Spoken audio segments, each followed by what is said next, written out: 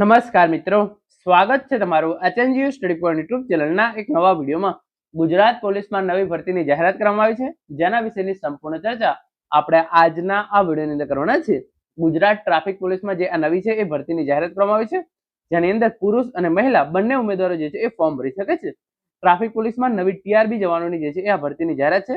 કયા જિલ્લાની આ ભરતી છે, કયા કયા ઉમેદવારો ફોર્મ ભરી શકશે, તમામ માહિતી આપણે જોવાના છે. એની લાયકાત માત્ર ધોરણ 9 પાસ હોય છે.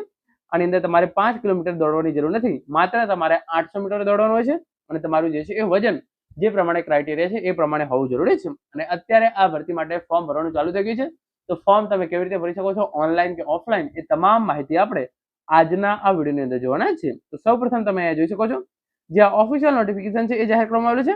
સાબરકાંઠા જિલ્લા ખાતે ટ્રાફિક સંચાલનમાં સહાયક તરીકે નીચે મુજબની લાયકાત ધરાવતા પુરુષ સેવકોની ટ્રાફિક બ્રિગેડમાં માનદ સેવા લેવા માટે અરજી મંગાવવામાં આવે છે.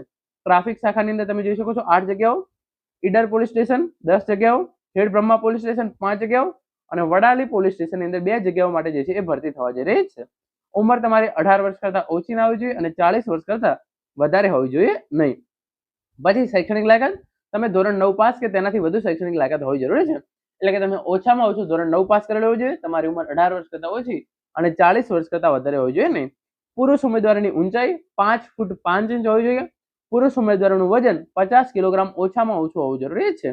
પછી આગળ તમે જોઈ શકો છો, ટ્રાફિક શાખા માટે ડીવી, બીડીવી, હિંમતનગર ગ્રામ્ય, ગાંભોઈ પોલીસ સ્ટેશન વિસ્તારનું રહેઠાણ ધરાવતા તેમજ ઈડર, ખેડ બ્રહ્મા તથા વડાલી પોલીસ સ્ટેશનની ખાલી જગ્યા માટે જે તે પોલીસ સ્ટેશનનું વિસ્તારનું રહેઠાણ ધરાવતા ઉમેદવાર અરજી કરી શકશે, જેના પુરાવા તરીકે આધાર કાર્ડ, ચૂંટણી કાર્ડ, રેશન કાર્ડ રજૂ કરવાનું રહેશે. ભાડા કરાર કે એફિડેવિટ માન્ય ગણાશે નહીં. તો આ પ્રમાણે તમે જોઈ શકો છો, 5 ફૂટ 5 ઇંચ ઊંચાઈ હોવી જોઈએ, 50 કિલો વજન હોવું જોઈએ. ટ્રાફિક શાખા માટે તમે જે છે અહીંયા જોઈ શકો છો, આ પ્રમાણેના વિસ્તારોના તમે રહેવાસી હોય તો જ તમે આ ભરતી માટે ફોર્મ ભરી શકશો.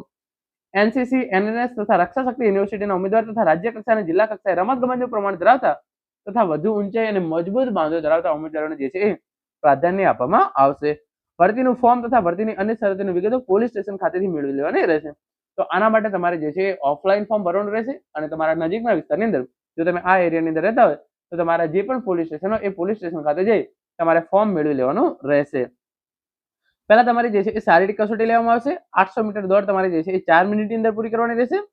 લેખિત તમારું જે છે એ 30 માર્ક્સનું પ્રશ્ન પત્ર લેવામાં આવશે અને છેલ્લે તમારું જે છે એ 20 માર્ક્સનું ઇન્ટરવ્યુ રહેશે. એટલે કે તમારી 800 મીટર દોડ તમારે 4 મિનિટની અંદર પૂરી કરવાની છે, 30 માર્ક્સનું તમારું પેપર રહેશે અને 20 માર્ક્સનું તમારું જે છે એ ઇન્ટરવ્યુ લેવામાં આવશે. ઉપરોક્ત તમામ કસોટીમાં પાસ થયેલ ઉમેદવારોને જે તે પોલીસ સ્ટેશન પ્રમાણે આખરી મેરિટ બનાવવામાં આવશે. એટલે કે જે ઉમેદવારો આ 3 પરીક્ષાની અંદર પાસ થાય છે એમનું જે છે એ આખરી મેરિટ બનાવવામાં આવશે.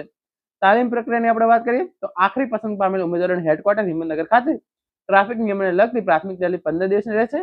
15 દિવસ દરમિયાન તમને જે છે એ કોઈ પણ પ્રકારનું માનદ વેતન ચૂકવવામાં આવશે નહીં. અને એના પછી તમે જોઈ શકો છો, 6/8/2026 થી 17/8/2026 સુધી ઉપરના જણાવ્યા પોલીસ સ્ટેશનમાંથી તમારે જે છે એ ફોર્મ મેળવવાનું રહેશે. 17/8/2026 સુધીમાં ફોર્મ જે છે એ સ્વપ્રમાણિત દસ્તાવેજોની નકલ સાથે જે તે પોલીસ સ્ટેશન ખાતે જમા કરાવી દેવાનું રહેશે. તો 6/8/2026 થી ઓફલાઈન ફોર્મ ભરવાનું શરૂ થઈ છે. 17/8/2026 સુધીમાં તમારે જે છે એ આ ઉપર પોલીસ સ્ટેશન આપેલા છે એમાં ફોર્મ મેળવી જમા કરાવી દેવાનું રહેશે.